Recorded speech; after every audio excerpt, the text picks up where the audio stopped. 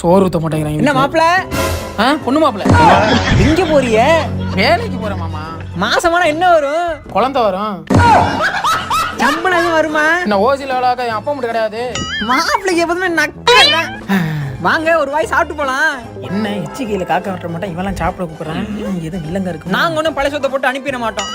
நம்ம வீட்லயே சிக்கன் வறுவல், மட்டன் சூப்பு, மீன் குழம்பு ஒரு எட்டு சாப்பிட்டு கிளம்பு.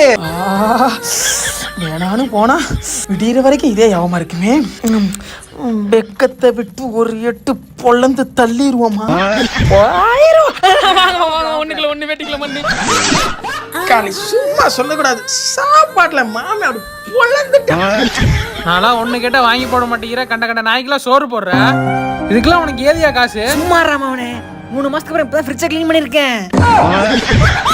தெரிஞ்சுக்கிட்டேன் உலகம் புரிஞ்சுக்கிட்டேன் கண்மணி.